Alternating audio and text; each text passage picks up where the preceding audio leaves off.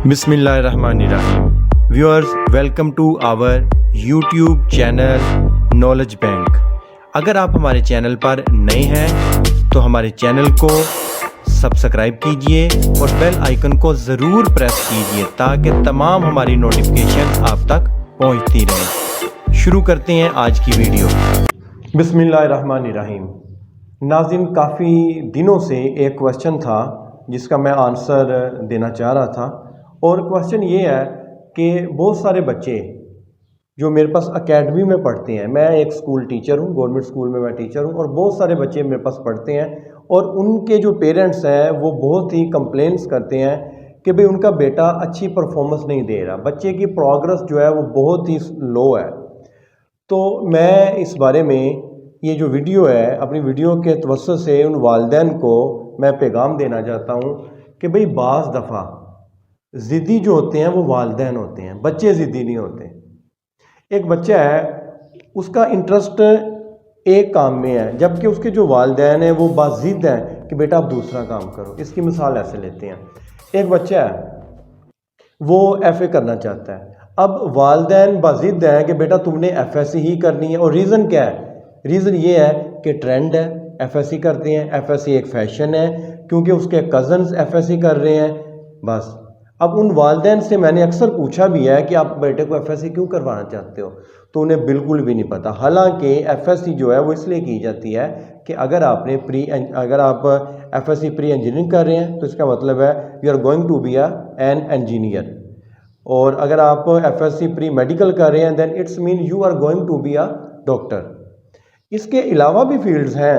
बच्चे अगर FA करना चाहते हैं तो बच्चा आगे उसमें BS इंग्लिश में कर सकता है, वो BS सोशियोलॉजी में, पॉलिटिकल साइंस में कर सकता है, बच्चा आगे LLB कर सकता है। बच्चे के पास आगे बहुत सारे आगे ऑप्शंस हैं। तो अगर वालिदैन बाज़िद हो जाएंगे तो याद रखिएगा कि बच्चा फिर उतनी दिल जमी से काम नहीं करेगा। तो मेरी वालिदैन से रिक्वेस्ट है कि बच्चों को कम से कम मैट्रिक के बाद अपनी मर्ज़ी का जो कोर्स है वो उसमें उसको एडमिशन लेने दें ताकि बच्चा उसमें अच्छी परफॉर्मेंस दिखाए और वो फिर माशरे में अपना एक रोल भी प्ले कर सकेगा।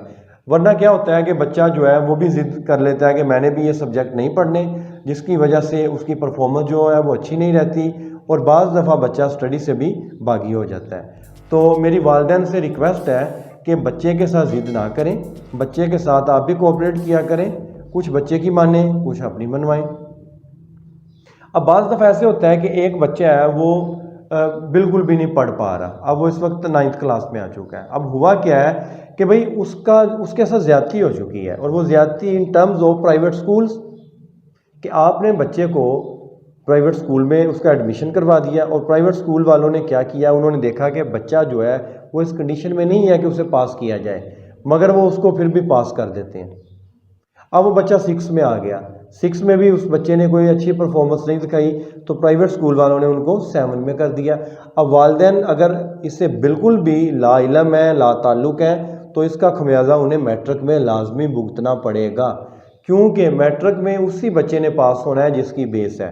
बच्चे के मैथमेटिक्स के कॉन्सेप्ट ज़ीरो, बच्चे की इंग्लिश उसके स्पेलिंग उसे बिल्कुल नहीं आते, और बच्चे की उर्दू की डिक्टेशन इमला इंतहाई पुअर।